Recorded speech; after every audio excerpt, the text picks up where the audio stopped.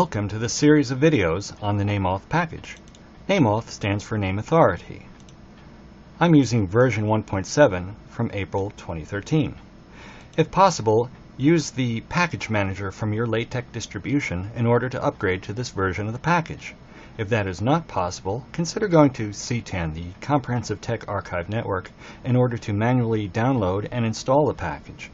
That goes beyond the scope of this video. I'm the package author, Charlie Schaum, and I'd like to talk about how this package can help you. It deals with naming and automating the naming process. The automation occurs in the syntactic form of the name, whether it's a long first reference and a shorter subsequent reference. It also occurs in the formatting of the name, in terms of how it looks in the body text.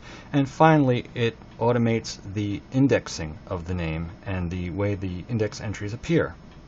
The whole point is to free up the author to be creative and to make the editing easier. But what is a name authority, you might ask? A name authority is a list of names. It's the kind of list that scholars use. This is a name authority from a translation. The translation goes from Latin to English. Here, the name Diego, as well as the names Giacomo and Jacobe, all derive from the Latin name Jacobus. In order to translate that name Jacobus properly into the context that is intended, one needs to use standard resources. That can include Wikipedia, that can include things like Allgemeine Deutsche Biographie, and you can even use things like the National Union Catalog and WorldCat. However, a number of sites are quite helpful with especially European sources. CERL.org, the Consortium of European Research Libraries. VIAF.org, the Virtual International Authority File. Acuil at europahumanistica.org. And finally, Edit 16 at the Central Institute for the Union Catalog of Italian Libraries. These sites, taken together, are very helpful in getting to the information that was needed for this translation. This translation specifically deals with a lot of resources dealing with canon law. The Nameauth package does not help you set up a name authority, but it helps you implement it in a consistent way. The package options are quite helpful as well. They help frame the way in which you use the package. The no comma option suppresses a comma between a surname and a suffix. It also helps to implement royal names, names with sobriquets, and Eastern names, because using comma delimited pairs allows a certain degree of power and flexibility in the Nameauth package that is otherwise not available. The comma option is more restrictive. It tries to help somebody implement an older type of typesetting standard where there would be a comma between the surname and the suffix. However, that precludes the use of comma delimited pairs for royal names and Eastern names, and therefore it precludes those names from working with some of the cross-indexing macros. It therefore limits the choices that one has in using the package and forces more things to be done manually. The show comma macro is a compromise between these two options. If used consistently with a particular name, the show comma macro will display the comma for that name and therefore allow the invocation of kind of an older style without having to sacrifice everything that the default no comma option gives you. The main matter and front matter options control formatting, but they do a little bit more than that. Main matter is the default, and it starts formatting names right away and also implements the main syntactic first use, subsequent use mechanism. Front matter does more than disable formatting. It implements its own separate first use, subsequent use system. And that's because you might have front matter contributed by an entirely different author. That author might use names somewhat differently. That author might have his or her own way of dealing with names. And so in order to just kind of compartmentalize that, I chose to set up two different systems of reference.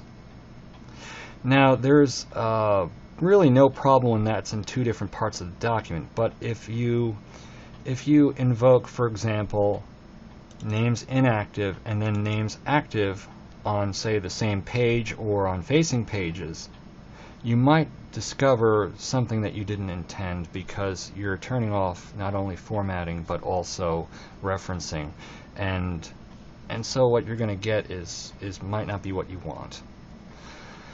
In that instance, there are other workarounds. For example, using a particular scope to redefine the formatting function, names format, and therefore kind of to get around some of those formatting issues without having to invoke names inactive and names active. Similarly, index is the default. It starts indexing names right away. However, if you didn't want to do that, no index will prevent indexing until you invoke index active. Now, turning on and off indexing does have its uses, and that's discussed in the package documentation, and that will have no adverse effect on the formatting of the names in the body text. As I said, there's a distinction between formatting and the aesthetic form of the name. Syntactic formatting deals with longer and shorter name references, and it also deals with things like capitalization. The aesthetic form of the name deals with the typeface of the name and the placement of the name on the page. Here's a little bit more when it comes to capitalization. The all caps option is not the default, but it's for those situations where you might need to capitalize the surname in entirety, such as in Romanized Japanese or Korean or whatever context. And so it basically is just allows that to happen on the document level. All reversed allows one to reuse, for example, a text with names by reversing their name order. And that assumes maybe you want to take a text from a Western word order and use it in an Eastern context, or vice versa, and you just want to switch everybody's name order. Nameauth package will let you do that. You can basically go from Western to Eastern, Eastern to Western, and it'll actually handle it pretty well and intelligently. However, this form of reversing has a specific use in mind: to take Western style names and represent them as a surname, forename pair. And so it's handy if you had a list of names and you wanted to create a kind of a reverse with a comma, surname, forename kind of list, like Smith, John, Jones, Mike, that sort of thing. It allows you to do that without having to retype a list of names. So it's kind of trying to be a work saver in a particular kind of instance. All of these options have different levels of granularity. These options here are document level granularity. However, there's section or scope level granularity with the all caps active and all caps inactive, as well as reverse active and inactive and reverse comma active and inactive. There's also a per name granularity with cap name, rev name, and rev comma. Again, trying to implement flexibility while retaining consistency. Always format might be something that's used in a reference work. It is not the default, but what it allows is formatting every time a name is used. And one might want to use it, for example, in a reference work, where you have a certain formatting with an article head that deals with names. You then might have a type of formatting with the cross-reference, and then just normal names in the running text. And you could define a formatting function, a custom formatting function, that would figure out which context it was in and do the appropriate sort of formatting. Small caps is the default. got this idea from a number of reference works, especially influenced by some German reference works that I have from the 19th and 20th centuries. And so the small caps calls out the first reference of a name from the running text, and perhaps as a sort of aide-memoire type of thing. You could use italic and boldface, or you could just turn off that kind of formatting with the no format option.